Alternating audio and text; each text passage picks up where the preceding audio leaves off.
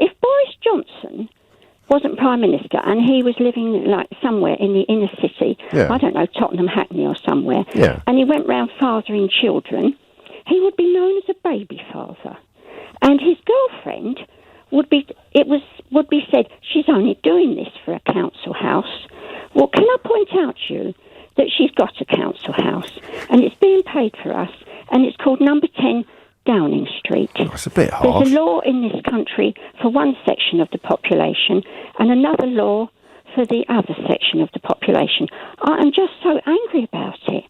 Well, you put me in a very unfamiliar position where I think we can both agree to leave the young woman out of it. Yes, of course. And that Downing Street isn't a council house in the strictest sense. Well, we are paying for it. Oh, she's going to do me, isn't she? However I try and play this. Hang on, bear with. Look, do you mind if I just take a moment to get my ducks in a row, Carol, before I come back at you with some zingers and some dismantlings? You probably will dismantle me. But I very much doubt it at the moment, but I'm going to take a long run up. Hang on a minute. Well, he's got a job. Right, he's got a job? Yeah. Right. Is he paying rent? I don't know, mate. That's what I've got a top team of researchers for. So, so if we leave Carrie out of it, what you're talking about is a man who impregnates women, pardon the pun, willy-nilly, and doesn't seem to care particularly about the consequences or the responsibilities that involves. And we're all being invited to lionise him and cheer him today, and possibly even, I haven't read this yet, but it's only a matter of time. Presumably I'm supposed to start waxing lyrical about his virility or something. And yet if it was somebody from the other side of the tracks, perhaps even of a different ethnicity, but certainly of a different socio-economic status, then the people that cheer him would be queuing up to castigate. He said he doesn't believe in monogamy, so we don't know how long. Are you sure? Is he said? Well, it doesn't really matter whether he said it or not. Actions speak louder than words, don't they?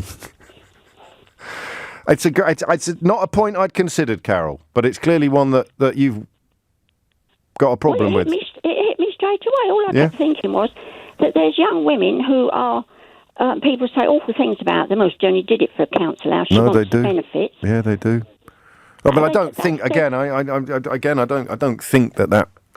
Well, that's the point, isn't it? Because the women that allegation is levelled at haven't done it for those reasons either. So if I point out that I don't think she has done it just to get a roof over her head, you'd point out, well, nor of all those women over there that routinely get attacked by right-wing journalists. Carol, I like your conscience. Do you sense, as I do, that we're in a curious period of moral decline? I'm not a Victorian. I'm certainly not Mary Whitehouse, but I did, and I still do. I make no apology for thinking that things like honesty and fidelity are important. But we're on the losing side at the moment in Brexit Britain, Carol.